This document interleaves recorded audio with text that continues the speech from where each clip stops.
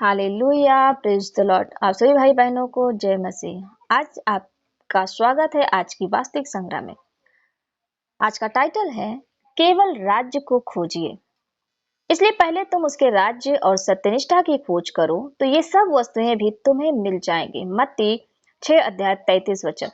प्रभु यीशु ने कहा, अपने प्राण के लिए यह चिंता ना करना कि हम क्या खाएंगे और क्या पिएंगे। मत्ती 6:25। वह क्यों नहीं चाहता कि आप अपने जीवन के विषय में सोचें या चिंता करें।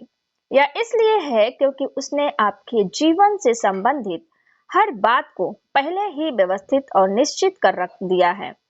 उसने कहा, आकाश के पंछियों को देखो, वे ना तो बोते हैं, ना काटते हैं और ना खत्तों में बटोरते हैं, तो भी तुम्हारा स्वर्गीय पिता उनको खिलाता है।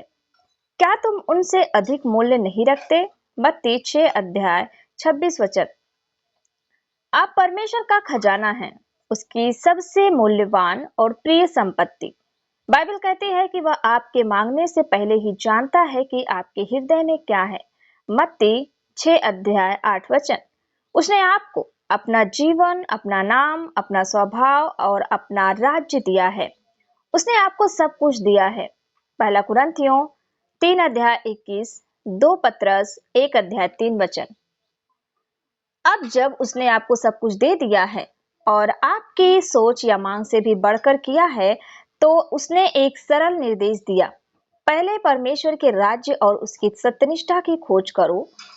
कुंजी ये है कि आप केवल राज्य को खोजें, तब बाकी सब कुछ जो वह आपके लिए पहले ही कर चुका है या जिसकी आप कभी इच्छा कर सकते हैं, प्रकट हो जाएगा। यही आत्मा का मार्ग है। भौतिक वस्तुओं का पीछा करने से इनकार कीजिए, ये सोचते हुए कि जीवन अर्थ वस्तुओं का संग्रह है, उसी में है। प्रभु यीशु ने कहा, चौकस रहो और हर प्रकार के लोभ से अपने आप को बचाए रखो, क्योंकि किसी का जीवन उसकी संपत्ति की बहुतायत से नहीं होता। लूका 12:25। आपके जीवन में उद्देश्य क्या है? आपका ध्यान किस पर जाता है? मसीह यीशु में आपके पास पहले ही सब कुछ है, इसलिए परमेश्वर के राज्य का विस्तार करने पर ध्यान केंद्रित कीजिए। सुसमाचार और राष्ट्रों में सत्यनिष्ठा के प्रसार पर ध्यान दीजिए। घर, भूमि, प्रभाव, धन आदि ये सब पहले ही आपके हैं। इनके पीछे मत दौड़िए, केवल परमेश्वर के राज्य पर अपनी दृष्टि स्थिर रखिए। उसकी सत्यनिष्ठा के बढ़ावे को अपना जुनून और जीवन का लक्ष्य बनाइए। जैसे ही ऐसा करेंगे, सारी बातें जिसके पीछे दूसरे लोग संघर्ष करते हुए दौड़ रहे हैं, वे बिना संघर्ष के आपके पास आ जाएंगे। यही विश्वास का जीवन है, यही आत्मा का जीवन है। हालेलुया।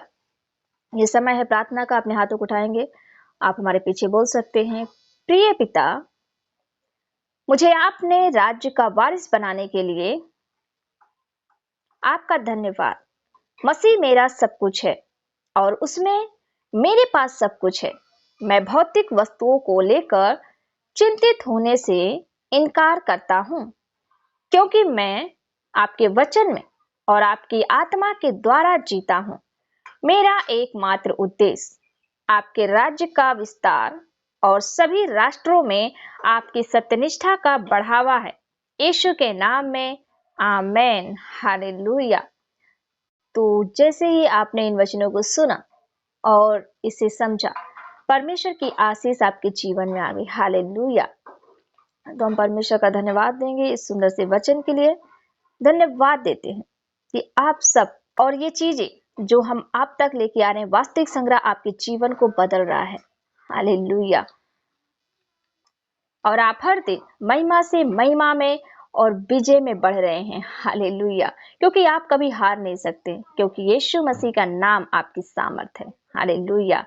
तो परमेश्वर का धन्यवाद देते हैं। और आप अगर हर दिन हमारे इन वचनों को सुनना चाहते हैं, तो हमारे चैनल को सब्सक्राइब करें और वीडियो को लाइक करें और दूसरों को भी शेयर करें। परमेश्वर की महिमा हो। हालेलुया। सबको जय मसीह।